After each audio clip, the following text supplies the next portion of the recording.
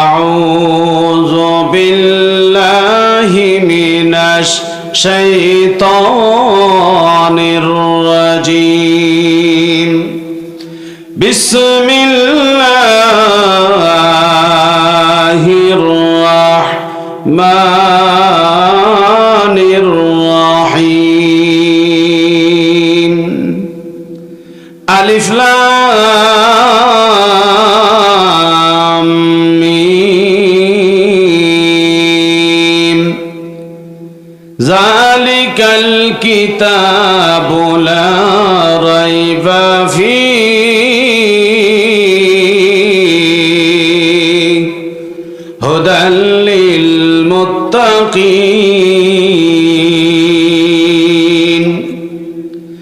الذين يؤمنون بالغيب ويقيمون الصلاة ومما رزقناهم ينفقون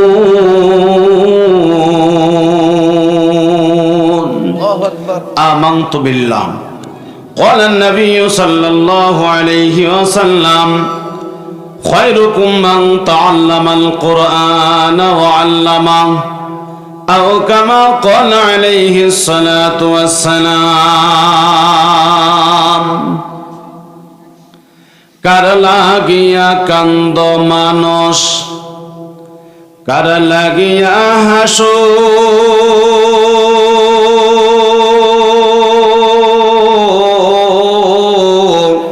যে তোমারে করল সৃজন তারে ভুলে আস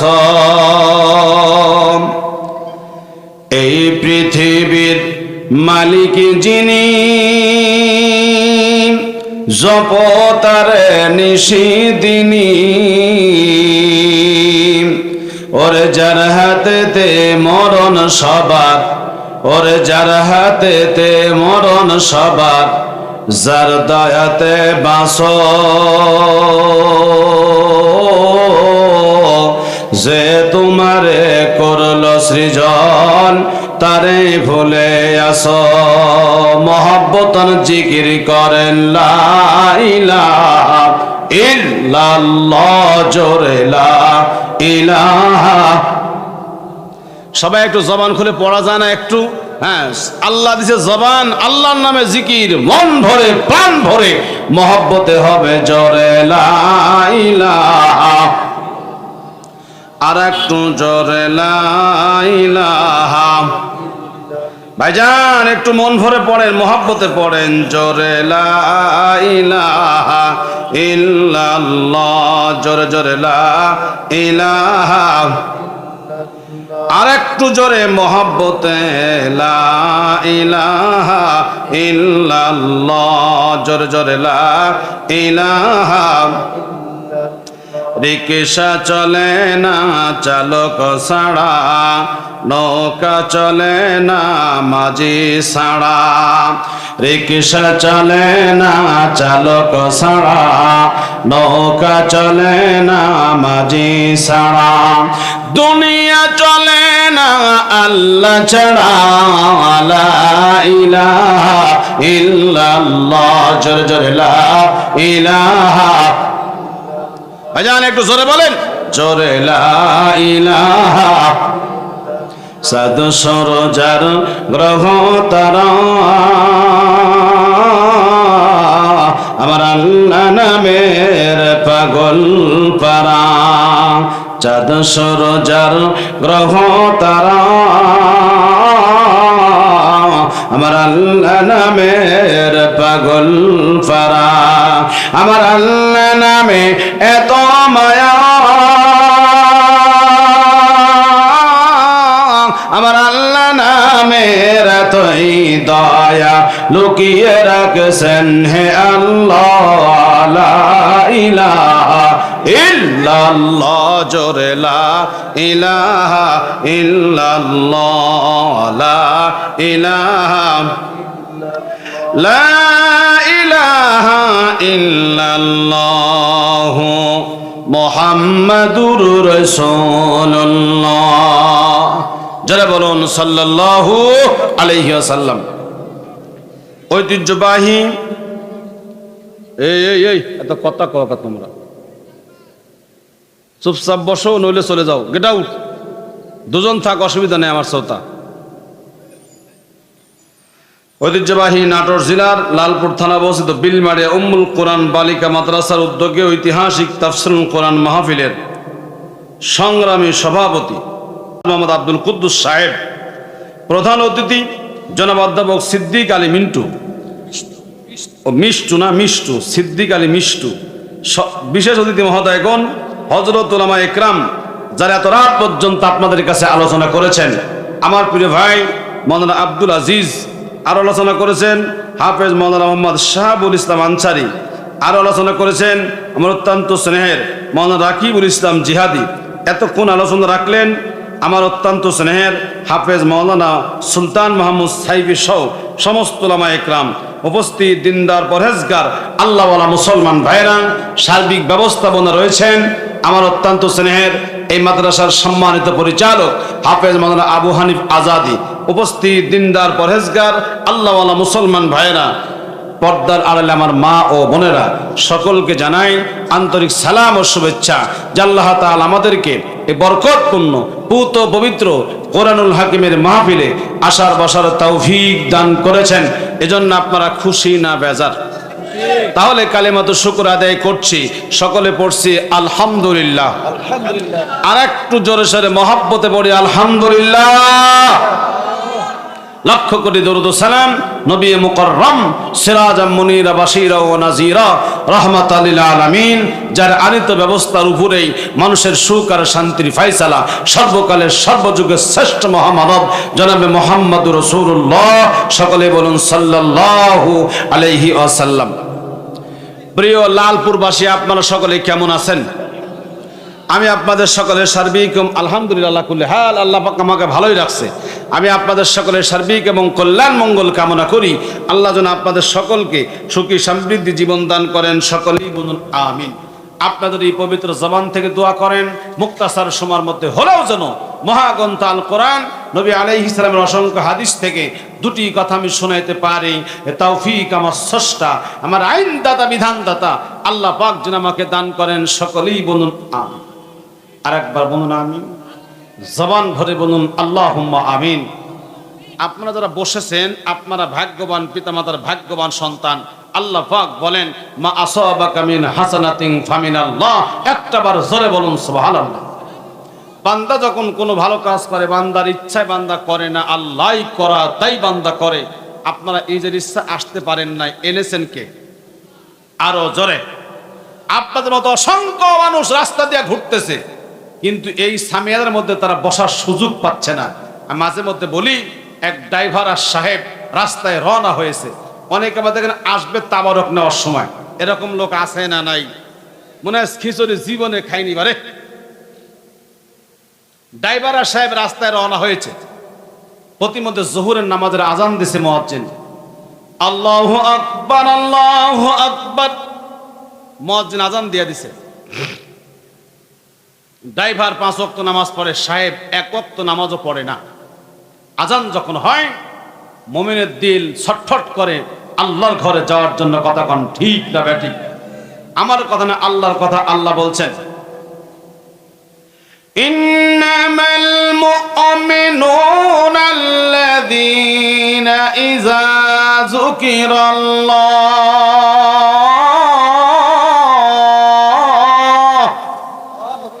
যুকিরাল্লাহু ওয়াজিলাত কুলুবুহুম ওয়া ইযা তুলিয়াত আলাইহিম আয়াতুহু যাদাতুহুম ঈমানা ওয়া আলা রাব্বিহিম ইয়াতাওয়াক্কালুন।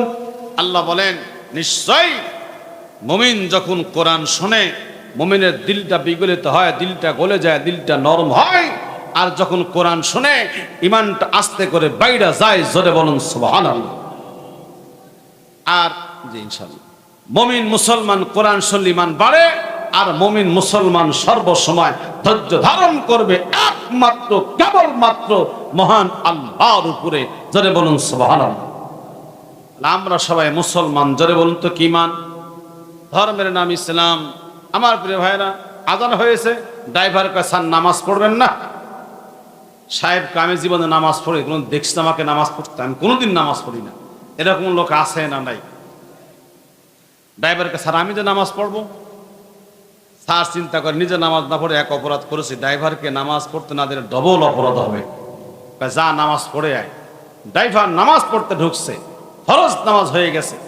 আমাদের নাটোরে কিছু মুসল্লি আছে ফরজ নামাজ হবার পরে সুন্নত পড়ে না, বিশেষ করে জুমার দিন অমনি বের হয়ে যায়। এইরকম মুসল্লি কি লালপুর আছে? আছে। এরা আবার দেখবেন যাওয়ার সময় পুরান স্যান্ডেল তো নতুন স্যান্ডেল নিয়ে বাড়ির যায়। যদি কারোর নজরে পড়ে বদল হসে বা বদল হসে, কে বদল হওয়ার সিস্টেম নাই। জীবনে যত বদল দেখলাম সব কালি পুরান থেকে নতুন নিয়ে যায়। আর কেউ নতুন থেকে জীবনে পুরান নিয়ে আসছে দেখছেন কোনোদিন?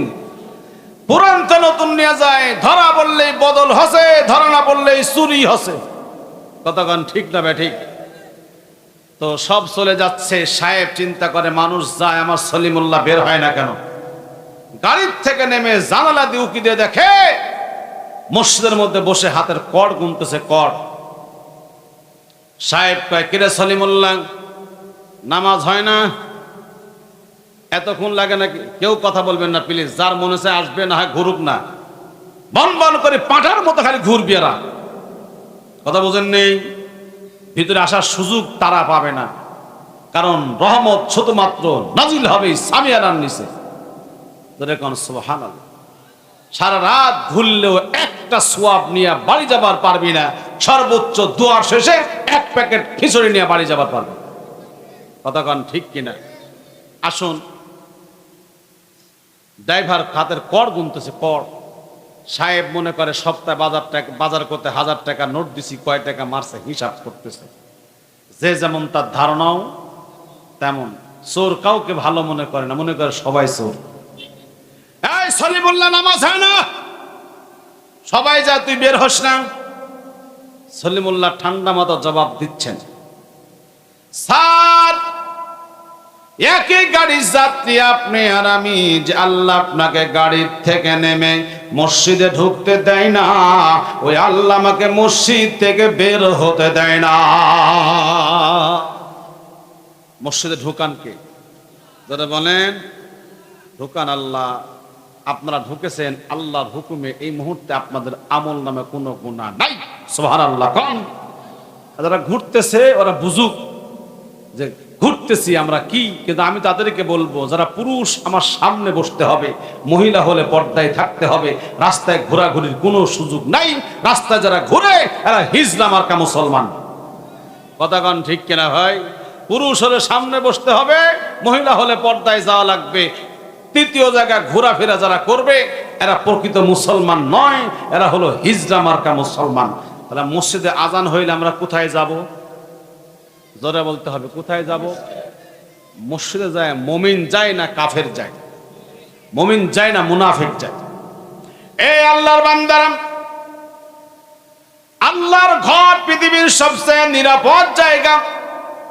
আজ ব্যক্তি আল্লাহর হুকুম মানে আল্লাহর হয়, তাম দুনিয়া আমার আল্লাহ তার বানায়া দেয়। বান্দা যখন আল্লাহর হবে, তাম দুনিয়া আল্লাহ বান্দার বানায়া দিবে। আজান যখন হবে, আমাদের মসজিদে যাওয়া দরকার আছে না নাই? বান্দা যখন নামাজ পড়বে, তাম দুনিয়া আল্লাহ বান্দার বানায় দিবে। একটু গভীর মনোযোগ দিয়ে শুনবেন না মুসলমান। আল্লাহর বান্দা নাম হলো আব্দুল আজিজ। একটু বলেন তো নামটা কি? আব্দুল আজিজ। আজান যখন হয় 1 সেকেন্ড দেরি করে না, আজানের সঙ্গে সঙ্গেই আব্দুল আজিজের কাজ হলো মসজিদে যাওয়া। আমরা কিন্তু অনেকেই যাই, কিন্তু ঘড়ি দেখি এখনো জামাতের 20 মিনিট আছে, এত আগেই কেন মসজিদে যাব? কিন্তু আব্দুল আজিজ আজান হওয়া মাত্র আর কোনো কাজকর্ম করতেন না। কয়লাতে নাকি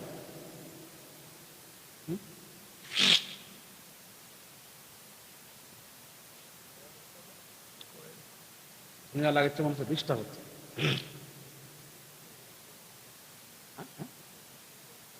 আচ্ছা, আব্দুল আজিজ আর কোনো কাজ কাম করতেন না, আজান হওয়া মাত্রই মসজিদে যাইতেন। একদিন আজান হয়েছে মসজিদের ভিতরে, আব্দুল আজিজ পাঞ্জাবি পরেছে, মাথায় টুপি দিয়েছে, মসজিদে যাবে।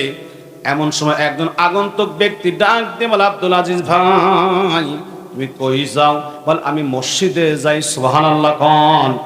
তুমি তো মসজিদে যাবে, কিন্তু তুমি যে ঘোড়ায় চড়ে ঘুরে বেড়াও, এ ঘোড়া কিন্তু ঘরে নাই, এ ঘোড়া কিন্তু ছুটে জঙ্গলে চলে গেছে।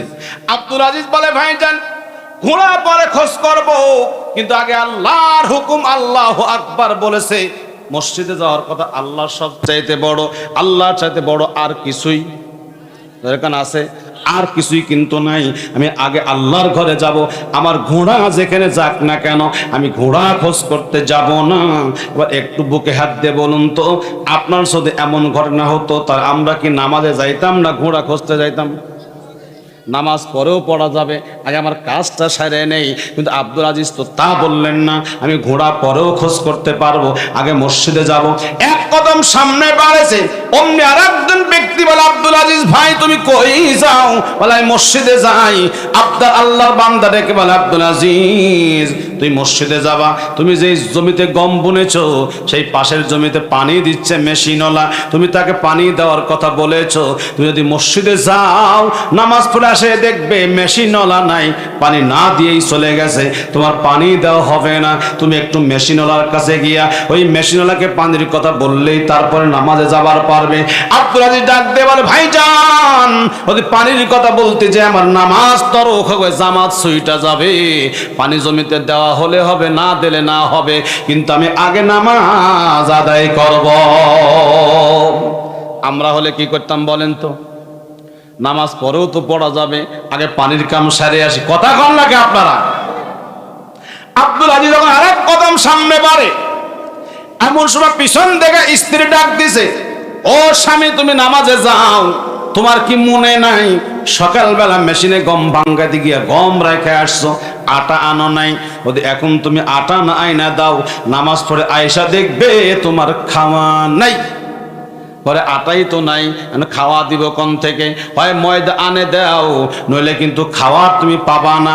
আব্দুল আজিজ বলে, গিন্নি রে খাওয়ার 2 ঘন্টা পরে খাইতে পারবো, কিন্তু নামাজ আমি 2 ঘন্টা পরে পাবো না। কি বলেন ঠিক কিনা? এ যুবকেরা রাস্তা দিয়া ঘুরতেছে, কালকেও তো চালা দাঁড়া আছো কে বাপ? হয় বসো নালে বাড়ির যাও। কি হয় বসো নালে বাড়ির যাও, খামাকা এখানে দাঁড়া থেকে ঠান্ডার মধ্যে কষ্ট করবে কে তুমি? বলেন তো কবরে যাওয়া লাগবে কি লাগবে না? দালা মারে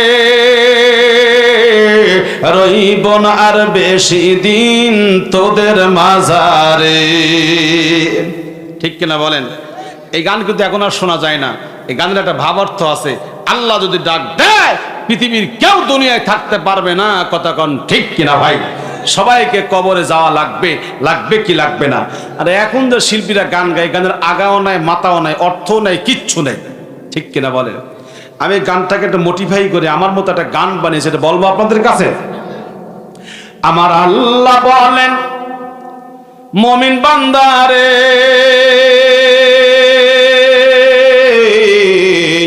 এই দুনিয়া ছেড়ে সব যাইবা চলে। আমার আল্লাহ বলেন, মুমিন বান্দারে এই দুনিয়া ছেড়ে সব যাইবা চলে। যেরকম ঠিক কিনা? যা লাগবে কি লাগবে না? 1 দিন 2 দিন বছর হবে পার,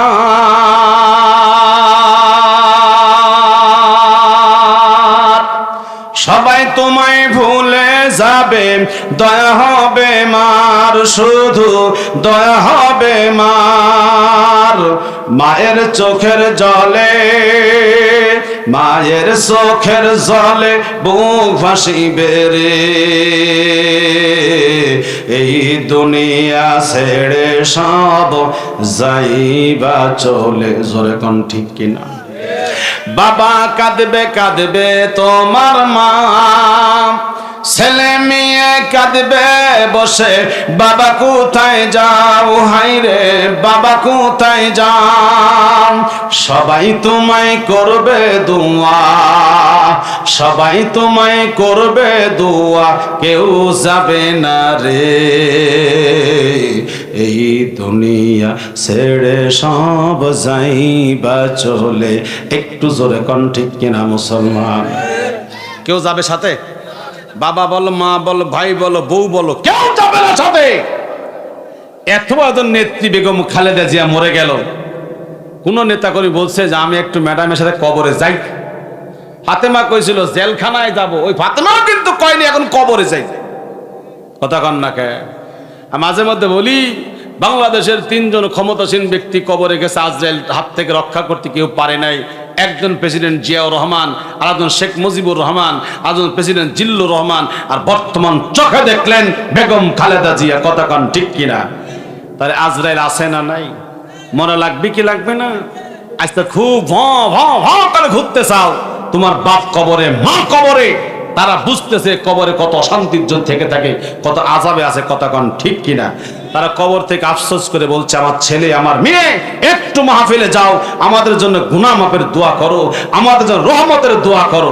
আর তুমি ছেলে ঘুরতে চাও। এই আল্লাহর বান্দারা গভীর মনোযোগ লাগান।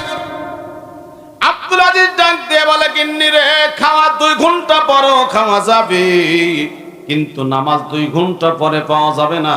10 মিনিট পরে গেলেই জামাত তরক হয়ে যাবে। আমি জামাত তরক করে নামাজ পড়তে পারবো না। আমার খাওয়া না হয় না হবে, আমি আল্লাহর ঘরে যাব।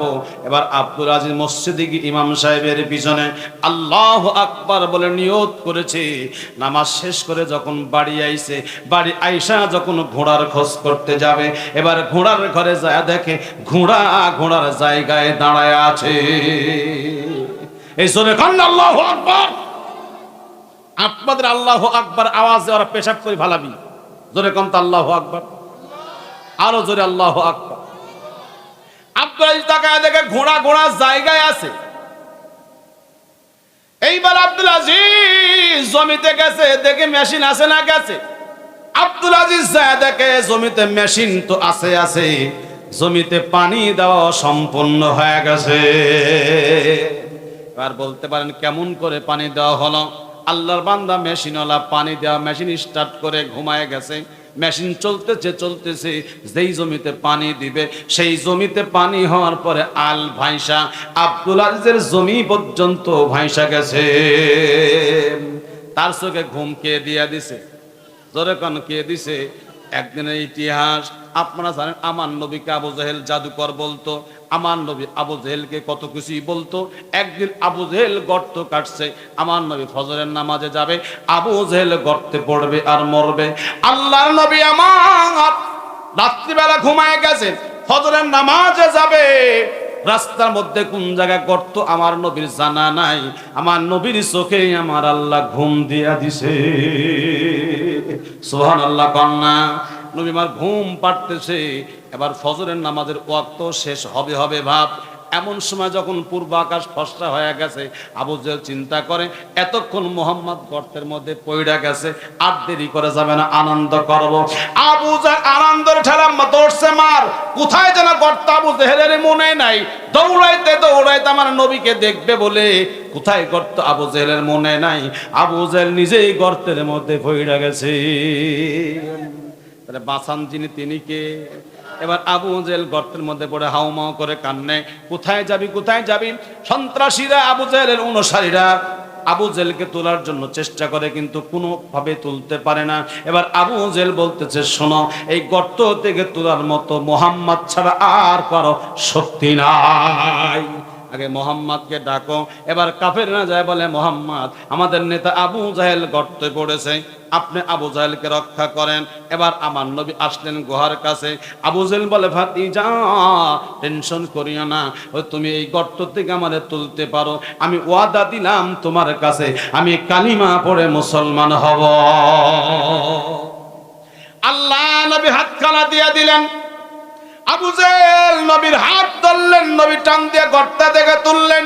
এইবার আবু জেহেল বলতেছে, তুমি জাদুকর, তুমি জাদুকর। গুহার মধ্যে রশি নামায় দিল, আমাকে তুলতে পারলো না, আর তুমি হাত দিলে আমি উঠে আসলাম। তোমার মতো জাদুকর এই পৃথিবীর জমিনে নাই। আমাদের দেশের মানুষ এবং নেতারা যখন ঠেলাই পড়ে তখন মাদ্রাসায় যা, মসজিদে যা, মোল্লার কাছে যা, কিন্তু যখন ক্ষমতা নিয়ে পায় তখন কয় মোল্লা রাজাকার, মোল্লা ধর আর মার। কথা কন্যাকে আপনারা এই আল্লাহর বান্দারা একটু গভীর মনোযোগ লাগা লাগবে। আব্দুল আজিজ যাইয়া দেখে, এই কি আছে, এই কি আছে এখানে, কি নাই চাও? আমি সুলতান আর রাকিব একবার স্ত্রী করে ফেলাবো একবারে, ভিসা করে আমি লালপুর আসিনি।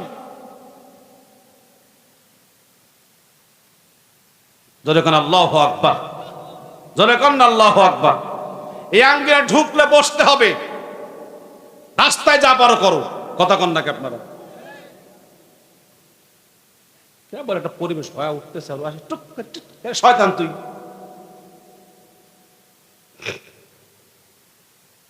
রাগ করলেন আপনারা? এই আল্লাহর বান্দারা এইবার আব্দুল আজিজ দেখে জমিতে পানি হয়ে গেছে। কে করেছেন? এবার আব্দুল আজিজ বাড়িতে গেছে, যায়া দেখে বউ রুটি বানায়া প্লেট দস্তরখানা দিয়ে রেডি করে রাখছে। আব্দুল আজিজ দস্তরখানার মধ্যে বসে আর বলে, গিন্নি রে, আমি তো ময়দা সকালবেলা জমি ওই মেশিনে রাইখা আছি, তুমি রুটি পাইলে কনে, আটা পাইলে কনে, রুটি বানালে কেমনে? স্ত্রী ডাক দিয়ে বলে, স্বামী গো, আমি কোথায় পাইলাম তোমারে পরে বলবো, কিন্তু আগে তোমার একটা গল্প শোনাবো। সুবহানাল্লাহ কন। আমাদের বউগুলা কয় না গল্প শোনাই? কি গল্প গো? ওই পাড়া না কি হয়েছে জানো? কি হচ্ছে? সলিমুল্লাহর মেয়ে কলিমুল্লাহর বেটা লিয়া গেছে। কথা কন না কে? কথা কন না কে? এরকম গল্প শুনে না, গল্প শুনে না, গল্প শুনে না, আরো গল্প আছে, আরো আছে, সামনে বলবো। আপনার স্ত্রী বলে, স্বামী গো, ময়দা কোথায় পেলাম পরে বলবা, একটা গল্প শোনাবো। আব্দুল আজিজ বলে, গিন্নি রে, কি গল্প শোনাবে একবার বলো। বলে, আমি একটা বইয়ের মধ্যে পড়ছি, তুমি তাকায় দেখো, তুমি নামাজে যাবে, তোমার ঘোড়া নাই, জমিতে পানি দেওয়ার মেশিন নাই, তুমি নামাজে গেছো, তোমার ঘোড়ার জায়গা আছে, পানি জমিনে দেওয়া হয়ে গেছে, তার মানে হলো তোমার ঈমান 100%। যা কিছু করেন কে করেন? আরো জোরে, আমি আল্লাহর হুকুম মানবো, তামাম পৃথিবী আমার আল্লাহ আমার গোলাম বানায়া দিবে। আব্দুল আজিজ বলে, গিন্নি রে, কি গল্প করবি কর আগে তাড়াতাড়ি। বলে, আমি একটা কিতাবের মধ্যে পড়েছি, একজন কাফের আল্লাহর নবীর দরবারে গেছে, নবীজি আমি কালিমা পড়বো, মুসলমান হব। নবী আমার কালিমা পড়ায়া দিলেন, মুসলমান বানায় দিলেন। লা ইলাহা ইল্লাল্লাহ মুহাম্মাদুর রাসূলুল্লাহ। আমরা শুধু কালিমা জানি, অর্থ কিন্তু জানি না। অর্থ জানি এতটুকু, লা ইলাহা ইল্লাল্লাহ, আল্লাহ ছাড়া কোনো ইলাহা নাই, আল্লাহ ছাড়া কোনো মাবুদ নাই, আল্লাহ ছাড়া কোনো হুকুমকর্তা নাই, এটুকু আমরা জানি। কিন্তু লা ইলাহা ইল্লাল্লাহ মানে হলো আল্লাহ ছাড়া কোনো ইলাহা নাই, আল্লাহ ছাড়া কোনো মাবুদ নাই, আল্লাহ ছাড়া কোনো উপাস্য নাই, আল্লাহ তা হায়াত দাতা নাই, আল্লাহ ছাড়া মউত দাতা নাই, আল্লাহ ছাড়া নাই বলতে কিচ্ছু নাই। আমার আইন দাতা আল্লাহ, মউত দাতা আল্লাহ, হায়াত দাতা আল্লাহ। উঠোনে বসনে শয়নে স্বপনে, রাজনীতি, ক্যানভাস, ইলেকশন, ভোটাভুটি, জীবনে যত কাজ আছে সব হবে আমার আল্লাহর জন্য। জোরে বলেন, কার জন্য? সব করবো আল্লাহর জন্য। যা কিছু আমার জীবনে হবে সব করবো আল্লাহর জন্য। আমার আল্লাহ ছাড়া আর কারো জন্য কোনো কাজ করা যাবে না। বেঁচে আছে আমার আল্লাহর জন্য, মরে যাব আল্লাহর জন্য, সামনে নির্বাচনে ভোট দিব তাও কার জন্য? ধরে কোন কার জন্য? তাহলে একটা স্লোগান হবে এখন, কোন দলের পক্ষে নয়, কোন দলের বিরুদ্ধে নয়। একটা কথা মনে রাখবেন, আমরা সবাই মুসলমান, আমাদের ধর্মের নাম ইসলাম, সংবিধানের নাম হলো আল কোরআন। ধরে কোন ঠিক কিনা ভাই? কোন দলের পক্ষে বিপক্ষে আমি কোনো কথা বলবো না। এই মুহূর্তে একটা স্লোগান দেব সামনের ভোট নিয়ে, এবারে ভোট দিব ভাই সেই মানুষের যে মানুষ পক্ষে থাকে, ইমানদারের নারায়ে তাকবীর। কথা খারাপ পেলাম? আমরা ইমানদারের পক্ষে থাকবো কি থাকবো না? আমি কোনো মুনাফিকের পক্ষে থাকবো, মুসলমানের পক্ষে থাকবো না কাফেরের পক্ষে থাকবো? জোরে বলেন। হ্যাঁ, আল্লাহু আকবার জোরে বলতে হবে। এবারে ভোট দিব ভাই সেই মানুষের যে মানুষ পক্ষে থাকে, ইমানদারের নারায়ে তাকবীর। এবারে ভোট দিব ভাই সেই মানুষের যে মানুষ পক্ষে থাকে, আল কোরআনের নারায়ে তাকবীর। এবারে ভোট দিব ভাই সেই মানুষের যে মানুষের পক্ষে থাকে আমার নবীর নারায়ে তাকবীর। এবারে ভোট দিব ভাই সেই মানুষের যে মানুষ পক্ষে থাকে আল হাদিসের। এ আল্লাহর বান্দারা, ইমানদারের পক্ষে থাকবে যারা তাদের সাথে থাকবো আমরা, কোরআনের পক্ষে থাকবে যারা তাদের সঙ্গে থাকবো আমরা। সে যে দল হোক না কেন, কোরআনের পক্ষে যারা থাকবে আমরা তাদের সাথে থাকবো। কারণ এই কোরআন আমাদেরকে হয় নিয়ে যাবে জান্নাতে, নইলে নিয়ে যাবে জাহান্নামে। পক্ষে থাকলে জান্নাতে, বিপক্ষে গেলেই জাহান্নামে। কোরআন নিয়ে যারা আমাদের কাছে আসবে আমরা তাদের সপক্ষে থাকবো। কতক্ষণ ঠিক কিনা?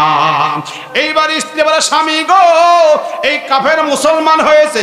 আল্লাহর নবী ডেকে বলে, কাফের তুমি এই মুহূর্ত থেকে মুসলমান, তুমি পড়ে নে লা ইলাহা ইল্লাল্লাহ মুহাম্মাদুর রাসূলুল্লাহ। তুমি ঘোষণা করলে আল্লাহ ছাড়া কোনো মাবুদ নাই, ইলাহা নাই, আইনদাতা নাই, বিধানদাতা নাই, শাসনকর্তা নাই, হায়াতদাতা নাই, মউতদাতা নাই, রিজিকদাতা নাই, সবকিছুর মালিক আমার আল্লাহ। কাফের রে, এখন থেকে তুমি আল্লাহকে মেনে চলবে জীবনের সকল ক্ষেত্রে। ঠিক আছে, আমি জীবনের সকল ক্ষেত্রে আমার আল্লাহকে মেনে চলবো। আল্লাহর বান্দা বাড়ি গেছে, বউ বাচ্চাকে মুসলমান বানিয়ে কালিমার দাওয়াত দিছে। এবার সবাই যখন মুসলমান, পরের দিন সকালবেলা ঘর থেকে বের হয়েছে রেজেকের জন্য। কারণ বউ বাচ্চার জিম্মাদারি প্রত্যেকটা স্বামীর। কুল্লুকুম রাঈ ওয়া কুল্লুকুম আন রায়াতিহি মাসউলুন। প্রত্যেকটা আমরা রাখাল, আমরা হলাম দায়িত্বশীল, আমাদের অধীনস্থ যারা তাদের দায়িত্বশীল আমরা। এবার সকালবেলা ঘর থেকে বের হয়ে গেছে রেজেকের সন্ধানে, জোহর পর্যন্ত ঘুরেছে, কোনো কাজ কাম পায় নাই। জোহরের নামাজে মসজিদে উঠছে, বান্দা 4 রাকাত জোহরের নামাজ পড়ছে। এবার জোহরের নামাজ পড়ে আবার মসজিদ থেকে বের হয়ে গেছে, আসর পর্যন্ত কাজ কামের জন্য ঘুরছে, কোনো কাজ কাম পায় নাই। জোহর থেকে আসর, মাগরিব থেকে এসা, আসর থেকে মাগরিব পর্যন্ত আল্লাহর বান্দা মসজিদের মধ্যে বসে বলে, আল্লাহ আমি তোমাকে রিজিকের মালিক মানছি, তোমাকে আল্লাহ মানছি। বাড়িতে বউ বাচ্চা আছে, আমি খাবার দিব কি? সন্ধ্যার সময় বাড়ি গেছে, বউ বাচ্চা বলে, কই কি ইনকাম করলে খাবার দাও। আল্লাহর বান্দা ডেকে বলে, অধৈর্য হয় না, আজকে খাবার নাই, যেই মালিকের কাম করেছি মালিক আজকে বেতন দেয় নাই, আগামীকাল দিবে ইনশাআল্লাহ। সারা রাত সারা দিন বউ বাচ্চা নিয়ে না খাওয়া, কিন্তু হারাম খাই নাই বাবা। আমরা অনেকে নামাজ পড়লে কি হবে, হারাম কিন্তু ছাড়ি না। কতক্ষণ ঠিক কিনা? আমার নাটোর এক নামাজি আছে, 5 ওয়াক্ত নামাজ পড়ে তাবলীগ করে, আবার তাবলীগের ভাইয়ের রাগ করেন, বিরুদ্ধে না যাই, সত্য তাই বলছি। আমি একদিন জোহরের নামাজ হাত ধরে বললাম, ভাই বসেন, আপনার হাতে গুরুত্বপূর্ণ কথা আছে। বলে, হুজুর কি কথা? আমি বললাম, কাজ কাম করেন না, বছরে একটা করে চিল্লা দেন, মাসে 3 দিন সময় দেন, মেয়ে বিয়ে দিলেন, আপনার 3টা মেয়ের মধ্যে একটা মেয়ে বেঁধেন 5 লাখ টাকা দিয়ে, যৌতুক দিয়ে, এত টাকা কোথায় পান? বলে, হুজুর আপনাকে বলা যাবে না। বলা যাবে না মানে? আজকে না বললে ছাড়ব না। ধরছি হাত। বলে, হুজুর আপনার সঙ্গে রাগ করবেন। আমি বলি, আরে পাগলা, যদি আমার রাগ হয় আল্লাহর রাগ হবি না? আজ ধরছি আর ছাড়বো না। বলে, হুজুর আপনার যখন শুনবেন তাহলে শোনেন। কি কথা বলেন? বলে, আব্বা মরে যাওয়ার পরে জমি পাইছিলাম 6 বিঘা, চিন্তা করলাম এই 6 বিঘা জমিতে সংসার চলবে না, আর আমার 3টা মেয়ে জমিতে ফসল ফলাবে কে? এই 6 বিঘা জমি 30 লাখ টাকাতে বিক্রি করছি, এই 30 লাখ টাকা ব্যাংকে রাখছি, মাস গেলে 30,000 টাকা পাই, তুলি আর খাই। আমার এটা কি আপনি জানেন? হুজুর জানি তো। কি? সুদ। সুদ খান যে আপনি? হুজুর আমাকে আপনি একবার বোকা মনে করেন না, ওই অ্যাকাউন্ট আমার নামে না আমার বইয়ের নামে। মাস গেলে বউ চেক সই করে দেয়, আমি টাকা তুলি, বাজার করি, বউ রান্না করে, আমি খাই, আমার কোনো গুনাহ নাই। এরকম সুবিধাবাদী মুসলমান আছে না নাই? জোরে কেন আছে না নাই? কোরআনের বিরুদ্ধে চলে, বামপন্থী রাজনীতি করে, আলেমদের বিরুদ্ধে সার্বক্ষণিক ফতোয়া করে, নামাজও পড়ে, আবার জান্নাতে যাওয়ার আশাও করে। এরকম লোক আছে না নাই? জোরে কান আছে না নাই? এদের অবস্থা কি হবে জানেন? কি আপনারা কষ্ট পাচ্ছেন নাকি শীতের মধ্যে? আর আধা ঘন্টা ইনশাআল্লাহ। একদিন কাক, আপনারা কাউয়া চেনেন? কাউয়া, কাক, কাক মানে এমন বিপদে পড়ছি, কাউয়া করলেই কাদের কথা বোঝেন নাই? আমি কাউয়া খুব একটা কই না, কাক কালো, আমরা চিনেন তো লালপুরের মানুষ, কি কেন আপনারা? কাক একদিন শিমুল ফুল দেখে, শিমুল ফুল যখন ফুটে তখন দেখতে খারাপ দেখা যায় না, ভালো দেখা যায়, লাল টকটকা। এখন কাক একদিন দেখে বলতেছে, হাই রে সুন্দর ফুল, কি যে ফল, পাকলে খাবো, বাড়বে বল। এই চিন্তা করে কাক ফুল থেকে ফল হসে, কাক পাহারা দিয়ে রাখছে। একদিন যখন কাক মনে করলো আজকে ফলটা পাকছে, তখন কাক আস্তে গিয়া ফলের ডালে বসলো, আস্তে করে একটা ঠুকুর মারছে। যখন চলটা উঠে গেছে, এবার কাক দেখতেছে তুলা উঠতেছে, তুলা। কি তুলা খাওয়া যায়? তুলা উড়ে তখন কাক মনের সুখে আনন্দে গান গাচ্ছে, আশা আশা আশায়ন পাকা পাকা পাকায়ন ঠোক দিতে কি ফাঁকা উনার ফোকায়ন। টুপি জুব্বা লম্বা দাড়ি রাখিয়া মুসলমানি, বনের পশু জবাই করে নাম রাখি চাও কুরবানি। শুনে যাও কোরআনের বচন, দিতে হবে প্রাণের প্রিয়জন। ছাগল গরু এত আপন, সেই রক্তে তুই হইলি লাল। ঘুম দিয়া কাটাবি রে মন কত কাল। এক টুকরা গোশতের লাগি কান্দে গরিব পোলা পান, বড় গরু জবাই করে বিয়াই বাড়ি পাঠাও রাম। তখন না কে সেই গোশত ফ্রিজে থইয়া খাও তুমি বছর ভরিয়া। পাপে যাবে বুঝাই হইয়া তাজা গাছে মরা ডাল। ঘুম দিয়া কাটাবি রে মন কত কাল। একটা বার বলুন কথা ঠিক না বেঠিক? এরা জান্নাতের আশাও করে, আলেম মারে, মোল্লা বিরুদ্ধে আন্দোলন করে, আবার কোরআন বিরোধী কথা বলে। এরা আবার নামাজও পড়ে, আবার জান্নাতে যাওয়ার আশাও করে। এই আল্লাহর বান্দারা, আব্দুল্লাহ আল্লাহর বান্দা বলে, গিন্নি রে সারাদিন যেই মালিকের কাম করেছি এই মালিক বেতন দেয় নাই, আগামী কাল বেতন দিবে। সারাদিন রাত অনাহারে, পরের দিন সকালবেলা ফজরে নামাজ পড়ে আল্লাহর বান্দা কাজের সন্ধানে বের হয়ে গেছে। ফজর থেকে জোহর পর্যন্ত কাজের সন্ধানে ঘুরছে, কোনো কাজ কাম পায় নাই। জোহরের নামাজ পড়ছে মসজিদের ভিতরে, নামাজ পড়ে আবার বের হয়ে গেছে। জোহর থেকে আসর পর্যন্ত ঘুরছে, কোনো কাজ কাম পায় নাই। এবার আসর থেকে মাগরিব পর্যন্ত মসজিদের মধ্যে বসে আল্লাহর জিকির করছে। মাগরিবের নামাজ পড়ে বাড়ি গেছে, গিন্নি সন্তান দাঁড়িয়ে আছে, আমার সন্তানরা দাঁড়িয়ে আছে, বাবা খাবার নিয়ে আসবে। স্বামী দাঁড়ায় আছে, স্ত্রী দাঁড়ায়, স্বামী খাবার নিয়ে আসবে। আজকে যায় দেখ খালি হাতে, বলে খাবার কই? বলে তোমরা অধৈর্য হয় না, আমি যেই মালিকের কাম করেছি ওই মালিক আজকে বেতন দেয় নাই, আগামী কাল বেতন দিবে ইনশাআল্লাহ। 2 দিন 2 রাত অনাহারে। এবার তৃতীয় দিন আল্লাহর বান্দা ফজরের নামাজ পড়ে ঘর থেকে বের হলেন। জোহর পর্যন্ত কাজ কামের জন্য ঘুরছেন, কোনো কাজ কাম নাই। জোহরের নামাজ পড়ে 2 রাকাত সালাতুল হাজতের নামাজ পড়ছে। আল্লাহকে ডেকে বলে, আল্লাহ আমি আর তুমি, তুমি আর আমি আর তুমি, মাঝখানে কেউ নাই। মাবুদ গো, আমার সন্তান 2 দিন অনাহারে, আমার স্ত্রী 2 দিন অনাহারে। আল্লাহ তুমি রিজিকের মালিক, তুমি রিজিকের সন্ধান দিয়া দাও। দোয়া করার পরে যখন জোহরের পরে বের হয়েছে, আসর পর্যন্ত ঘুরছে, কোনো কাজ কাম পায় নাই। আসর থেকে মাগরিব পর্যন্ত আল্লাহর বান্দা মসজিদে আল্লাহর জিকির করছে। চিন্তা করে আজকে তো খাবার পাইলাম না, বাড়ি গিয়ে কি জবাব দিব? সন্তানরা চেয়ে আছে, আমার স্ত্রী চেয়ে আছে। যাবার সময় রাস্তার কিনারে দেখে অনেকগুলি বালি পালা দেওয়া আছে। আল্লাহর বান্দা থমকে দাঁড়ালেন। কান্দের মধ্যে রুমাল ছিল, রুমালটা মাটির মধ্যে বিছালেন। এবার রুমালটা মাটির মধ্যে বিছাইয়া রুমাল ভর্তি করে বালি নিলেন। আল্লাহ গো, আমি খালি হাতে বাড়ি যাব কেমনে? এই বালিগুলো আমার রুমালের মধ্যে নিলাম, আমি বাড়িতে গিয়া বলবো আমার স্ত্রী সন্তানদেরকে, অধৈর্য হয়ো না, এই রুমালের মধ্যে আটা আছে। ধরে কান কি আছে? আটা আছে, ময়দা আছে। রুমাল মাথায় করে নিয়ে বাড়ির দিকে রওনা হলেন। বাড়ির দরজায় যায় যখন ডাক দিলেন, সন্তান স্ত্রী চলে আসলেন। স্ত্রী ডাক দেবার, স্বামী গো তোমার মাথার মধ্যে পুটলার মধ্যে কি আছে? আল্লাহর বান্দা ডেকে বলে, গিন্নি রে দিন দিন তোমাদের মুখে কিছু খাবার দিবার পারি নাই, আজকে আমার মালিক আমারে ময়দা দিয়ে। সুবহানাল্লাহ কোন? কে দিছে? মালিক দিছে। দেখো আমার ময়দা দিছে আমার মালিক, আমি মালিকের কাম করছি, মালিক আমার বেতন দিছে। আকাশের দিকে তাকায় বলে, আল্লাহ আসমানের মালিক তুমি, জমিনের মালিক তুমি, দিনকে রাত বানাও, রাতকে দিন বানাও, আমিরকে ফকির বানাও, ফকিরকে বাদশা বানাও। তুমি ইচ্ছা করলে তোমার বালিগুলা ময়দা বানায় দিবার পারো। আল্লাহর বান্দা চোখ দিয়ে টস টস করে পানি পড়ে। সেই মাত্র আটার বস্তা, যেই মাত্র বালির রুমালখানা মাথা হতে নামায়, যেই মাত্র গিন্নি রুমালখানা খুলছে, মাথা হতে নামাতে পর্যন্ত যেই মাত্র মাটিতে নামাইছে, নামানোর আগে আমার আল্লাহ সমস্ত বালিগুলা ময়দা বানায় দিছে। সুবহানাল্লাহ জোরে হবে না? বলেন তো, সে আল্লাহ আছে না নাই? এবার স্ত্রী বলে, স্বামী গো এত সুন্দর ময়দা তুমি কোথায় পাইলে? এবার যখন মুখে দিছে, দেখে এই স্বাদ অন্যরকম স্বাদ, দুনিয়ার কোনো স্বাদ এই ময়দার মধ্যে নাই। গিন্নি ডাক দিয়ে বলে, স্বামী এই ময়দা কোন দোকানে তুমি পাইছো? চলো চলো সেই দোকানে যাব, আরো বেশি করে ময়দা কিনবো, ঘরে রাখবো। আল্লাহর বান্দার একেবারে কিনে রে, ঘরে ময়দা কিনবার টাকা পাইলা কোন জায়গায়? স্ত্রী ডাক দিয়ে বলে, স্বামী গো, আজকে দুপুরের পরে একটা নওজোয়ান যুবক দরজায় নক করলেন। দরজা নক করার পরে জিজ্ঞাসা করলাম, তুমি কে? বলে, আমি একজন আল্লাহর বান্দা, তোমার স্বামী যেই মালিকের কাজ করে সেই মালিকের পক্ষ থেকে আমরা এসেছি। তোমার মালিক কাজ করেছে, কিছু হাদিয়া দিব, বাকি আসল বেতন পরে দেওয়া হবে। এটা হলো অগ্রিম, মূল বেতন পরে পাবে, এই টাকাগুলো রাখো। এই টাকা যখন দিয়ে গেল, স্ত্রী বলে, সন্তান রে, তোমার বাবা কখন না কখন আসবে, বাজারে যাও, ভালো ভালো বাজারে করে রান্না করো।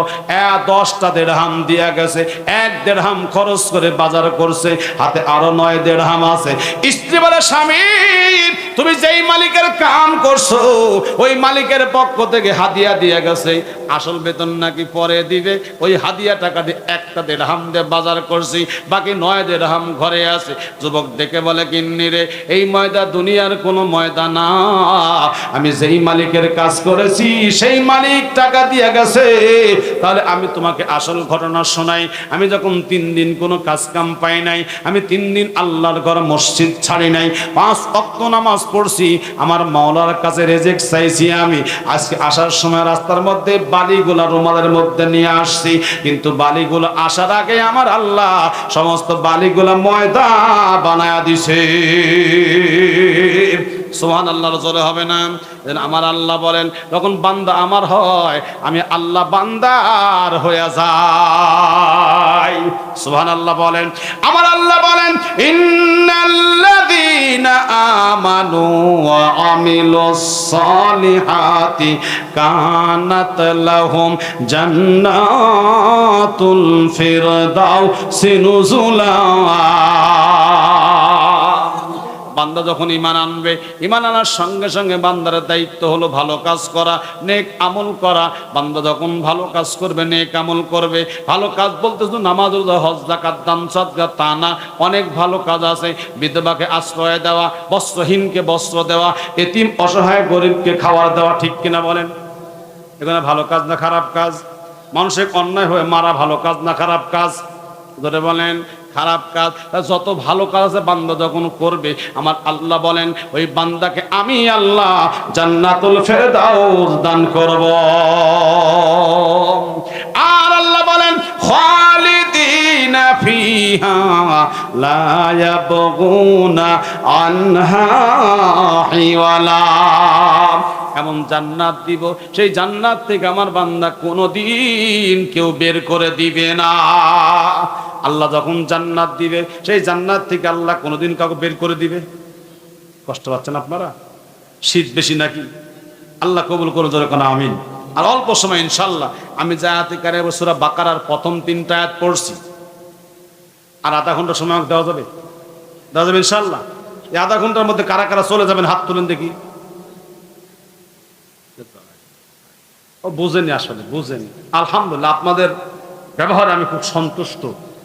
এই ঠান্ডার মধ্যে যারা বসছেন, একটা লোক মাথা লড়ায় না। আল্লাহু আকবার বলেন, আল্লাহু আকবার বলেন। দোয়া করি আল্লাহ যেন আপনাদের জান্নাতে কবুল করেন। জোরে কানা আমিন, আরো জোরে কানা আমিন।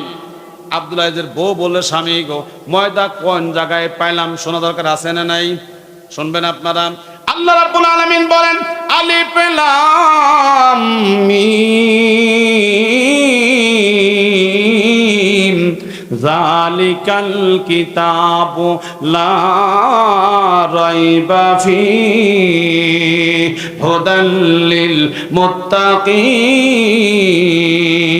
আল্লাহু আকবার, জোরে বলেন। আলিফ লাম মিম, এই হরফগুলোর অর্থ একমাত্র আল্লাহ জানে। জোরে বলুন তো, কে জানে? একমাত্র আল্লাহ জানে। এখন বলতে পারেন, আল্লাহ যখন জানে হরফগুলো দেওয়ার দরকার কি? আল্লাহ হরফগুলো এজন্য দিছে, তাম পৃথিবীর কাফের মুশরিক নাস্তিকরা যেন আল্লাহর কোরআনের একটা জের জবর হরফ নুক্তা পরিবর্তন করতে না পারে। আল্লাহ বিভিন্ন সূরার শুরুতে আলিফ লাম মিম, আলিফ লাম র, কাফ হা ইয়া আইন সাদ, এগুলা দিয়ে আল্লাহর কোরআনকে লক করে দিয়েছে। সুবহানাল্লাহ। আজ পর্যন্ত কেউ রদ বদল করতে পারছে? ধরে কোন পারছে? কত ধর্মগ্রন্থ, গীতা, বাইবেল, মহাভারত, রামায়ণ, দেব, সব রদ বদল হয়ে গেছে, নতুনত্ব হয়ে গেছে, কিন্তু আল্লাহর কোরআনের একটা জের জবর নুক্তা কেউ পরিবর্তন করতে পারে নাই। জোরে কোন সুবহানাল্লাহ। যালিকাল কিতাবু লা রাইবা ফি, এটা এমন একটা কিতাব যার মধ্যে ভুল তো দূরের কথা, এর মধ্যে সন্দেহের কোনো অবকাশ নাই। সুবহানাল্লাহ বলেন। হুদাল লিল মুত্তাকিন, এই কোরআন থেকে হেদায়েত পাবে শুধুমাত্র মুত্তাকিনরা। আর মুত্তাকিন তাদেরকে বলা হবে যাদের মধ্যে তিনটা গুণ পাওয়া যাবে। জোরে বলুন তো কয়টা? এক নাম্বার গুণ হলো আল্লাযীনা ইউমিনুনা বিল গায়ব, তারা গায়বের প্রতি বিশ্বাস স্থাপন করে। আল্লাহকে দেখছেন কোনোদিন? নবীকে দেখছেন? জাহান্নাম দেখছেন? জান্নাত দেখছেন? আখিরাত দেখছেন? ফেরেশতা দেখছেন? আমরা সব বিশ্বাস করেছি না করি নাই? ধরে কোন করেছি না করি নাই? যারা গায়েবের বিশ্বাস স্থাপন করে, ওয়ায়ুকিমুনাস সালাহ, নামাজ প্রতিষ্ঠা করে। নামাজ একা একা পড়লে হবে না, এ সমাজে নামাজ প্রতিষ্ঠা করতে হবে। ওমিম্মা রাযাকনাহুম ইউনফিকুন, আর যারা আল্লাহ দেওয়া প্রদত্ত রিজিক থেকে আল্লাহ রাস্তায় খরচ করে, এই তিনটা গুণ যার আছে তাকে বলা হয় মুত্তাকিন। জোরে করুন সুবহানাল্লাহ। মুত্তাকিন কাদেরকে বলা হয়? বুখারী হাদিস থেকে আপনাদের একটা ওয়াকিয়া শোনাই। মুত্তাকিন কারা? মুত্তাকিন তাদেরকে বলা হয় যারা একমাত্র আমার আল্লাহকে ভয় করে। কাকে ভয় করে? যখন কাকে ভয় করে? আর কাউকে ভয় করে না। কোনো নেতা নেত্রী, হামচা চামচা, র‍্যাব, পুলিশ, কুবরা, শ্রোতা, কাউকে ভয় করে না। একমাত্র ভয় করে আমার আল্লাহকে যারা, তাদেরকে বলা হয় মুত্তাকিন। জোরে বলুন সুবহানাল্লাহ। বন্ধুরা আমার, ভাইয়েরা আমার, বুখারীর হাদিসের মধ্যে আসছে আল্লাহর নবী বলেন, বনী ইসরায়েলে তিনজন যুবক ছিল। যে তিনজন যুবক একই সঙ্গে চলাফেরা করত। একদিন তিন বন্ধু একসাথে বিকাল বেলা বেড়াইতে বের হয়ে গেছে। হঠাৎ ঝড় আর তুফান শুরু হয়ে গেছে। একটু গভীর মনোযোগ দিয়ে কথাটা শুনবেন রে বাবা। ঝড় তুফান যখন শুরু হয়ে যায়, বা তিনজন বন্ধু নিরাপদের জন্য পাহাড়ের মধ্যে আশ্রয় নেয়। পাহাড়ের মধ্যে আশ্রয় নেবার পরে যখন ঝড় তুফান শুরু হয়ে গেছে, ঝড় তুফানে একটা পাথর গিয়া পাহাড়ের মুখের মধ্যে আটকে গেল। ঝড় তুফান শুরু হওয়ার পরে তিন বন্ধু পাহাড় থেকে বের হবে এমন রাস্তা তখন পাহাড়ের মুখের মধ্যে নাই। তিন বন্ধু বিপদের মধ্যে পড়ে গেলেন। এখন আমরা কি করব? এখান থেকে বের হব কেমনে? বের হওয়ার কোনো রাস্তা নাই। কে বের করবে আমাদেরকে? তিন বন্ধু সিদ্ধান্ত নিলেন এখান থেকে বের হওয়ার রাস্তা তিনি করবেন যিনি, তিনি হলেন আমার আল্লাহ। আমাদের জীবনে এমন কিছু সময় আছে, এমন কিছু বিপদ আছে, দুনিয়ার কেউ আমাকে বিপদ থেকে বাঁচাইতে পারে না, ওদের আল্লাহ না বাঁচায়। কতক্ষণ ঠিক কিনা ভাই? একমাত্র বাঁচান যিনি, তিনি কে? আল্লাহ। আল্লাহ ছাড়া কিন্তু কেউ বাঁচাবার মালিক নাই। এইবার তিন বন্ধু বলে, বন্ধু রে, এখান থেকে আল্লাহ ছাড়া কেউ বাঁচাতে পারবে না। আসো আমরা তিন বন্ধু আল্লাহর নামের জিকির করি, আল্লাহর কাছে সাহায্য চাই। এবার তিন বন্ধু মিলে আল্লাহর নিকট বলতেছেন, দয়াল আমায় দয়া করো, আমি গুনাহগার, তোমার খেলা বুঝতে পারে সাধ্য আছে কার। দয়াল আমায় দয়া করো, আমি গুনাহগার, তোমার খেলা বুঝতে পারে সাধ্য আছে কার। পাপে ভরা হৃদয় নিয়া ঘুরি তোমার এই দুনিয়া, পাপে ভরা হৃদয় নিয়া ঘুরি তোমার এই দুনিয়া। পথের দিশা মিলাও খুদা, পথের দিশা মিলাও খুদা, ঘুষাও এই আধার। দয়াল আমায় দয়া করো, আমি গুনাহগার। দয়াল আমায় দয়া করো, আমি গুনাহগার। তোমার নূরের ঝলকেতে দেখাও আলো আখি পাতে, তোমার নূরের ঝলকেতে দেখাও আলো আখি পাতে। পচ্চিনি না কেমন করে, পচ্চিনি না কেমন করে পাবো গো দিদার।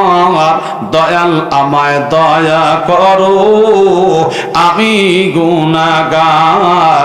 দয়াল আমায় দয়া করো, আমি গুনাহগার।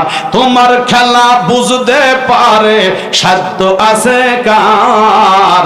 দয়াল আমায় দয়া করো, আমি গুনাহগার। কথা কন ঠিক কিনা? আল্লাহর খেলা বোঝার সাধ্য কারো আছে? হাসিনা কইছিল 41,000 টাকা আমাকে তাড়ায় কে? কথা কন না কে? কথা কন না কে? আমার বাপের দেশ কথা কান না কেন? এই আত্মহংকার ছিল কি ছিল না? 41 সাল আমার বাপের দেশ, তা তোর বাপের দেশ তুই পলাইছিস কে? আসি দেখ, আয় খালি আয়। মাঝে মধ্যে বলি, এক লোক আত্মহংকার লোক কোটিপতি 5 তলা বিল্ডিং বানাইছে, বিল্ডিং বানাইয়া 50,000 টাকা দিয়ে খাট বানাইছে, 20,000 টাকা দিয়ে কম্বল কিনছে। রাতের বেলা এই খাটে শয়ে কম্বল গাইদের বলে আমার বাড়ি আমার ঘর, আমাকে নামাইকে। হঠাৎ রাত 3টার সময় ভূমিকম্প হচ্ছে, ভূমিকম্প। আর ভূমিকম্পে বিল্ডিং যখন লড়তেছে, ও চিন্তা করে যদি ছাদ ভেঙে আমার গায়ের উপর পড়ে। ও কম্বল থেকে উঠে ঝাড়ে এত দেখেন, শীতের সময় কম্বলের সময় আসলে লুঙ্গি ঠিক থাকে না, হয় না। ওর যে লুঙ্গি নাই, ওর মনেই নাই। ও যখন কম্বল থেকে সিঁড়ি দিয়ে নামতেছে, নিচতলা দারোয়ান আছে, দারোয়ানকে স্যার জাপানে ড্রেস পরা যে ঘটনা কি, তাকা দেখে সত্যি তো পরনে লুঙ্গি নাই। 2 কান্দে 2 ফেরেশতা কিরামান কাতিবিন করছে, আল্লাহ তুমি নামালে ল্যাংটা করেই নামালে। তা আল্লাহ হাসিনা তাইল্লো এমন তারাই তাইল্লো, দুপুরে ভাত খাওয়ার টাইম দেয়নি। কথা কন ঠিক কিনা ভাই?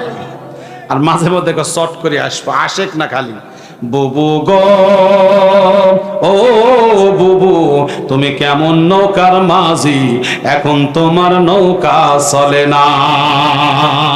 এই কথা কন লাগে আপনারা না ঘুমাই শিখেছেন আপনারা? বুবু গো, ও বুবু তুমি কেমন নৌকার মাঝি, এখন তোমার নৌকা চলে না। সব খুনিদের বিচার বুবু হবে আনা আনা, তোমার খুনের বিচার বুবু হবে 16 আনা। বুবু গো, ও বুবু তুমি কেমন নৌকার মাঝি, এখন তোমার নৌকা চলে না। তুমি কয়টা খুন করছো সব হিসাব আছে, যখন আছে না নাই? সব হিসাব আছে, বিচার হবে ইনশাআল্লাহ। বলুন ইনশাআল্লাহ। রাগ করেছেন আপনারা? আল্লাহর খেলার সাধ্য বোঝার কারো ক্ষমতা নাই। বাংলাদেশের একটা মানুষও ভাবে নাই 24 সালে হাসিনা দাদার দেশে যাবে, কিন্তু আমার আল্লাহ নিছে না নেই নাই, আমার আল্লাহ কিন্তু নিছে।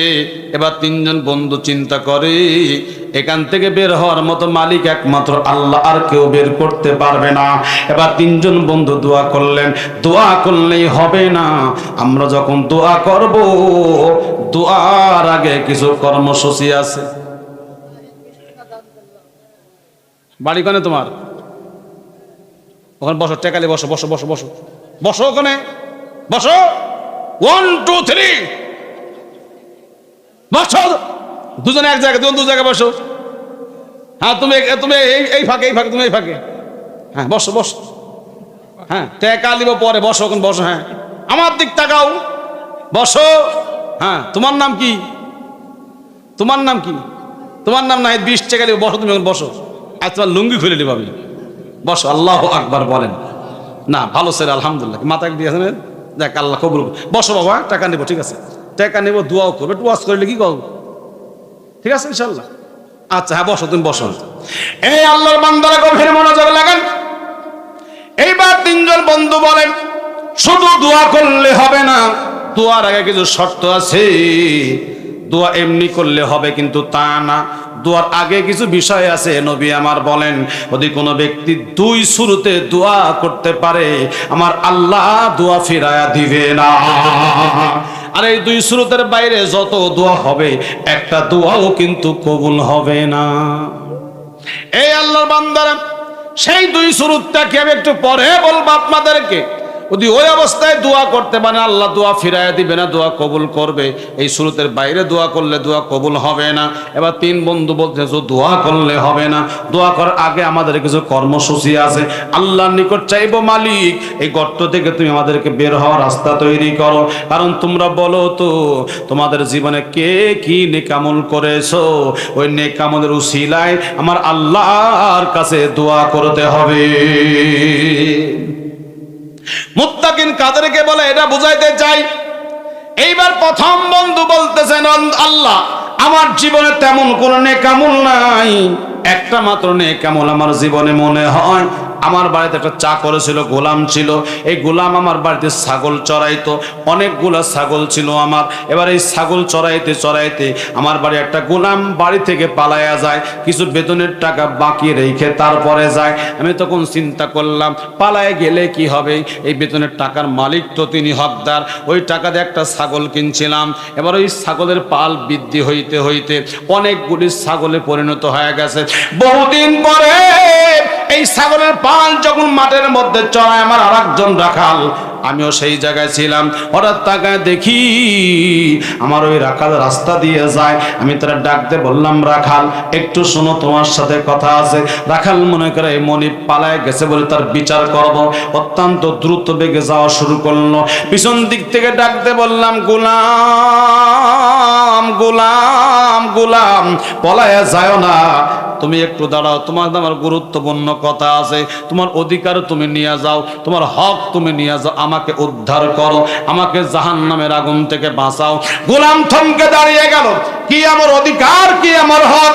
এইবার মালিক বলে, গোলাম তোমার কি মনে আছে তুমি আমার বাড়ির চাকরি করা অবস্থায় কিছু টাকা বেতনের টাকা বাকি রাইকা তুমি পালায়ে চলে গেলা, এই টাকার মালিক তুমি, হকদার তুমি, আমি কিন্তু হকদার না।